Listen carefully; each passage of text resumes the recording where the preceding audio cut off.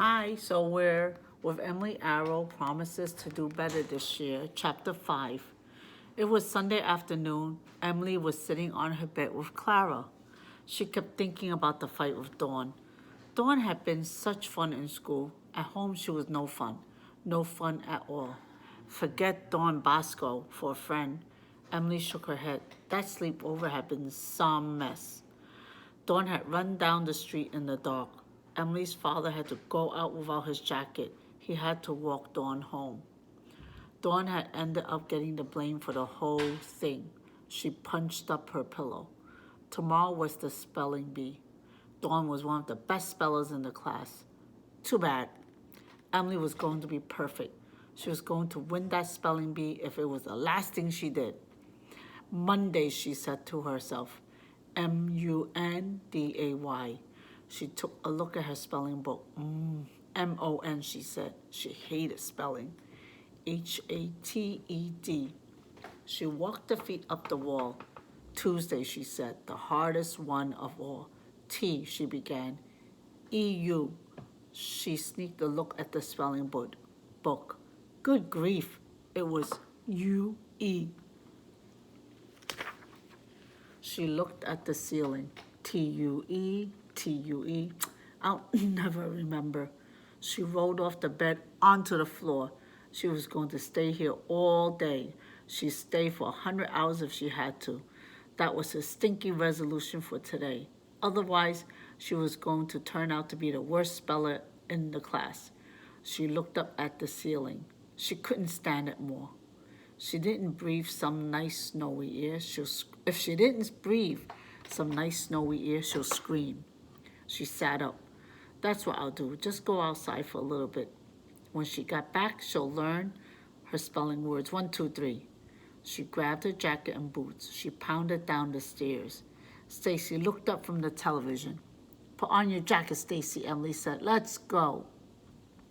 Stacy smiled with all her teeth. She slid off the couch. Outside, a few minutes later, they went down the street together. Where are you going? Stacy asked. Emily looked around. How about the schoolyard? Always piles of snow there. They started to run. Behind the gates, Beast was jumping on the pile with Matthew. Timothy Barbiero was there too. Come on, Emily, Pamela, Beast yelled. Emily raced to the top of the pile with Stacy. The snow was smooth and hard. She went down in the back of Beast. She went like the wind. Yow, she yelled. She sat at the bottom for a moment. It was a great day. She climbed to the top again. Timothy slid next. Then Tracy. Hey, said Beast, how about a war? His face was red from the cold. So were his hands. Emily was a little cold too. She wished she had remembered her mittens. She smiled. Great, a war. Me and Beast, Matthew began. Boys against girls, Timothy Barbero said. Yes, said Beast. Good. No good, said Emily. Stacy's too little too. I am not, said Stacy. You can have Dawn Bosco too, said Matthew. Here she comes. Emily looked across the schoolyard. Dawn was jumping across the snow piles. She was wearing a new scarf with fringe. Emily put her hands on her hips. That Dawn Bosco was always there to ruin everything. Hurry up, Dawn, Matthew yelled.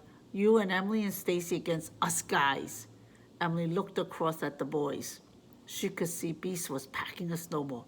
Wait a minute, she called. Time. I'm not. Whoosh! Beast's snowball missed her by an inch. You don't even know how to aim, she yelled. She scooped up a snowball and threw it as hard as she could. Beast ducked away from it. Get them, men, she yelled. A minute later, Matthew and Timothy started to throw snowballs. Hey, yelled Dawn Bosco.